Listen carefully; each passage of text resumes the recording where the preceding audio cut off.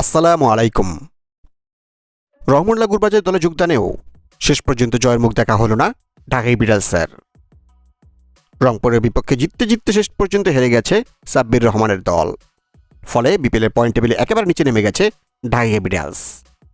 অন্যদিকে ঢাকাকে হারিয়ে বিপিএলের পয়েন্ট টেবিলে মোটামুটি ভালো অবস্থানে পৌঁছে গেছে রংপুর রাইডার্স। এদিকে দিনের প্রথম ম্যাচে সিলেট রাইডার্সকে হারিয়ে বিপিএলের পয়েন্ট টেবিলে টপে পৌঁছে গেছে বিসিবির দল চট্টগ্রাম রয়্যালস। আর এভাবেই এবারে বিপিএলে একের পর এক চমক দেখাচ্ছে শেখ মেহেদীর চট্টগ্রাম রয়্যালস। তো চলুন দেখে নেই ঢাকা বিড়ালস বনাম রংপুর রাইডার্সের মধ্যকার বিপিএলে 12তম ম্যাচ শেষে পয়েন্ট টেবিলে বর্তমানে কোন দল কোথায় অবস্থান করছে। বিপিএলে পয়েন্ট টেবিলে একেবারে তলানিতে রয়ে গেছে নোয়াখালী এক্সপ্রেস। এখনো 3 ম্যাচ খেলে তারা জয় পায়নি কোনো, হার 3 ম্যাচেই, তাদের পয়েন্ট 0 এবং তাদের রিটার্ন রেট -2.459।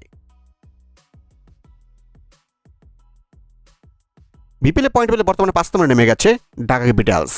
এখন 4 ম্যাচ খেলে তারা জয় পেয়েছে মাত্র 1 ম্যাচে, হার 3 ম্যাচেই, তাদের পয়েন্ট 2 এবং তাদের রিটার্ন রেট -1.212। বিপিএলে পয়েন্ট টেবিলে বর্তমানে 4 নম্বরে নেমে গেছে সিলেট টাইটান্স।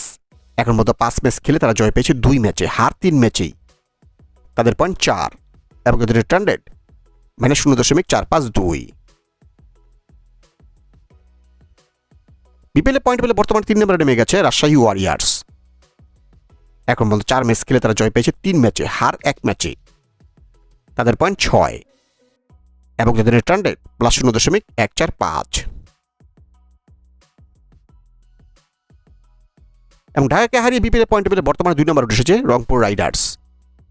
এখন 4 ম্যাচ খেলে তারা জয় পেয়েছে 3 ম্যাচে, হার 1 ম্যাচে, তাদের পয়েন্ট 6 এবং তাদের রিটার্ন রেট +1.143।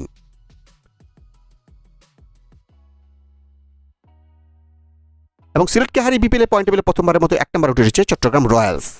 এখন 4 ম্যাচ খেলে তারা জয় পেয়েছে 3 ম্যাচে, হার 1 ম্যাচে, তাদের পয়েন্ট 6 এবং তাদের রিটার্ন রেট +1.517।